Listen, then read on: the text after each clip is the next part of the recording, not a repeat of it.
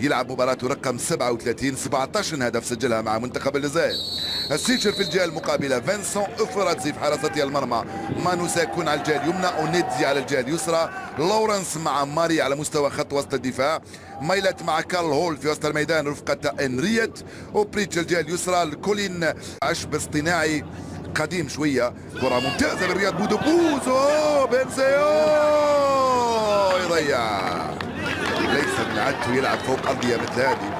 شوفوها جيدا الكره كيف تمشي، تضرب في الارض وتطلع مباشره. هاو بنزيه وجها لوجه تقريبا، لم يقدر لا على مراقبتها ولا على تسديدها.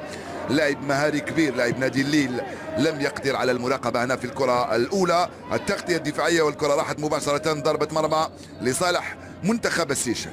في الخلف الكره لصالح المنتخب الجزائري في المخالفه عيسى مندي قلب دفاع المنتخب الجزائري مع سفير بنزيه. يا هلال يلحق عليها هلال، والدفاع يتدخل ويخرجها ركنيه اولى في المباراه بعد هذا التدخل من قبل المدافع يعني كمانو.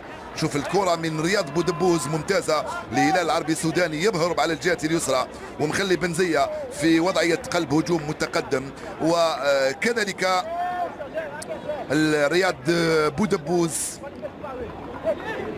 يرسلها بعيده ومنطلقه صعبه لصالح منتخب السيشل. وين عناصر المنتخب الجزائري يلحق عليها سوزات، يرفع كره عاليه وسهله للرئيس، ولكن التغطيه الدفاعيه من هناك على الجهه اليمنى من كولين بيبي في اول كره يرسلها بعيده تماما فوق مرمى رئيس وهاب مبولحي.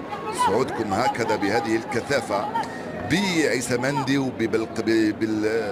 وبالقروي. طبعا طيدير رجع، زفان موجود في الخلف، طبعا على الاقل زوج لاعبين او ثلاثه يبقوا في الخلف عندما يصعد. ياسين في حاجه لمسانده، يرجع لهلال، يقول يا هلال. شفتوا مره ثانيه لا ياسين ولا هلال قدر يسدد، لانه ارضيه الميدان صعب عليهم، ياخذوا حذرهم ايضا. كره ممتازه في العمق لصالح منتخب السيشل. عيسى مندي، عيسى على مره ثانيه والحكم يقول لك العب. هشام بالقروي، فوزي غلام عيد قلب هجوم، كره للهلال من هناك، هلال وياسين، هلال يتوغل، كره خطيره اطلبها ياسين،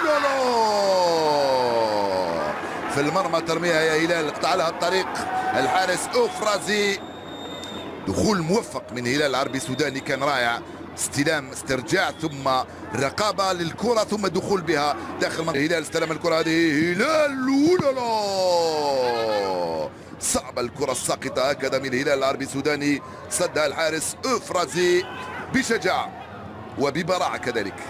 تسترجع الكره من مهدي زفان او من رياض بودبوز، البراعة تنطق عند رياض بودبوز. هلال لست متسلل يا هلال، الحق على هذه الكرة، يلحق عليها هلال العربي السوداني بيمناه، يبحث عن المراوغة، هلال يرجع للخلف، التسديدة من سفير طايدر على مرتين والدفاع، ما زالت الكرة لياسين، جول جول جول جول جول جول في نهاية المطاف، حطها في الشباك ياسين.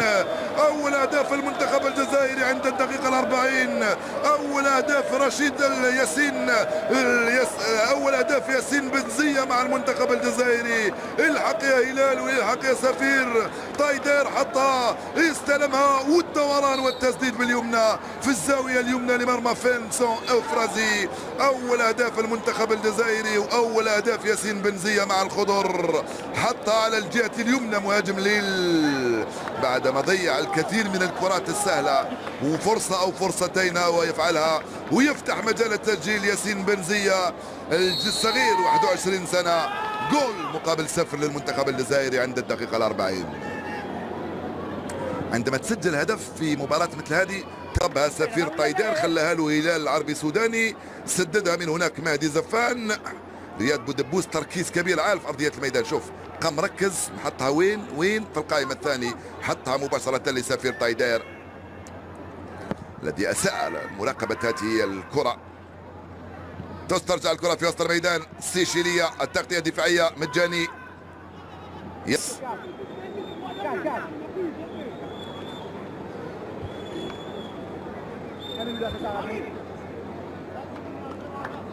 مباراة نظيفة، نعم هناك تدخلات قوية ولكن ليست عنيفة تماما.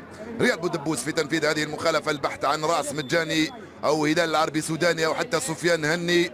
هل ستكون اليوم موعد ياسين بنزيه وسفيان هني مع أول أهدافهما؟ رياض هنا جول هلال العربي سوداني يسجل الهدف الثاني. كرة رياض تصطدم بهلال وتزور الشباك. جول كان ثاني عند الدقيقة 61. يا سلام على هلال وهدفه ال18. خرج في القائم الأول أمام عدد كبير من الأرجل. لما يوزع رياض خلي رجلك تضرب فيها الكرة تدخل يا هلال. جول ثاني للمنتخب الجزائري عند الدقيقة 61. أول الأهداف من ياسين بنزية والهدف ال18 من هلال العربي السوداني للمنتخب الجزائري. 2-0 صارت النتيجة.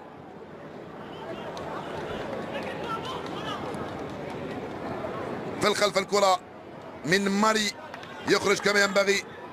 بنوا ماري وين ضيعتها الكرة؟ تسترجع من فوزي غلام تروح لسفير طايدار يلعبها في الوسط مع رياض بودبوز. رياض وسفير. رياض يوصل على الجهة اليسرى في اتجاه هني سفيان. أول كرة يلمسها هني. سفيان عنده الكرة يرجع للخلف رياض ما زال عنده الكرة. زوج لاعبين أمامه واللورنس يتدخل.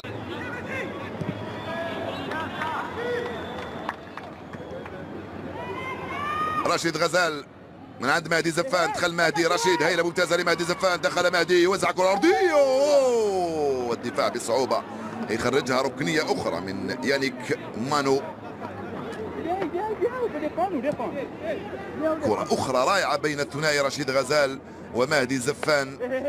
التغطيه الدفاعيه للركنيه يقول حكم المباراه لصالح رياض بودبوز. مش عارف علاش ما زلت مصر بان سفير طايدال سيسجل هدفه اليوم او ربما سفيان هني في اول اهدافه مع المنتخب الجزائري. رياض بودبوز في تنفيذ هذه الركنيه. ينفذ الركنيه مرفوعه في القائمه الثانيه. كاد هشام يسجل اول اهدافه مع الجزائر. بالراس صدها الدفاع والانطلاقه بالهجمه المعاكسه.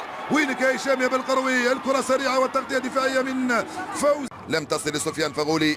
تسترجع في وسط الميدان. محاولة الانطلاقة من جانب عناصر المنتخب السيش العرضية ومجاني ضيعتها مجاني. التسديدة قوية التسديدة من وايت هايفي. أول كرة صعبة على رئيس وهاب مبولحي يخرجها بيمناه مباشرة للركنية. يا سلام عليك يا رئيس. لا تسديدة رائعة وارتماء أروع وركنية لمنتخب السيشل. ضيعتها يا مجاني او يا طيدان مش عارف مين. اخر فرصه للسيشليين لتسجيل هدف.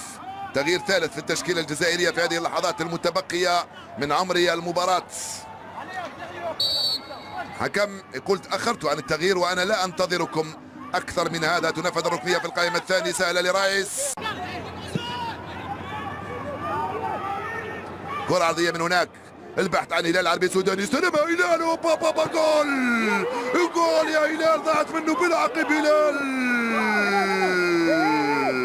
القائم الايمن يصد ويرد. خرجها يا سفيان حتى يدخل سفيان الاخر. سفيان يتوغل هيله منه يلعب ارضيه ممتازه. كره خطيره لهني. يا طايدر يلعق عليها سفيان هني مره ثانيه. يبحث عن المراوغه وركنيه.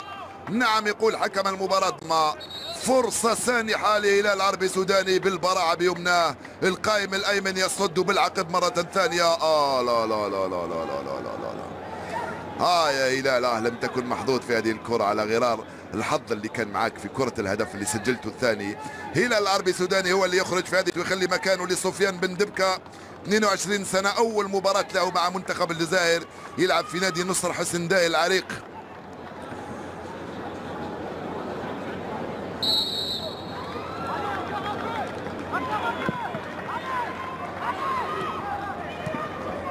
الكرة ترجع للخلف للحارس فيرنسون أوفرازي. بالراس من مجاني. أول كرة لسفيان وللتماس. تروح الكرة لفوزي غلام. دقيقة واحدة على نهاية الوقت بدل الضائع من عمر هذه المباراة. 2-0. المنتخب الجزائري يحقق المهم والأهم اليوم. المهم الفوز والأهم والتأهل إلى نهائيات كأس إفريقيا قبل المباراة السادسة والأخيرة في هذه المجموعة. أول كرة مع سفيان بن دبكة. ترجع مرة ثانية وتغطية دفاعية من هشام بالقروي. في حاجة لمساندة هشام. في دفع من الخلف.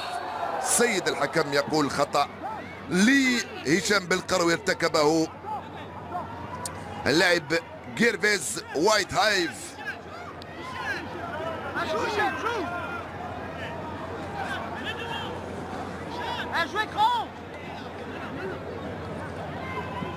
بالقروي يلعبها مع حارسه رئيس وهاب مبولحي في الخلف تماما. منتخب الجزائري عنده هيبة لازم يحافظ عليها، والمحافظة على الهيبة يجب أن تمر عبر الفوز في فيكتوريا.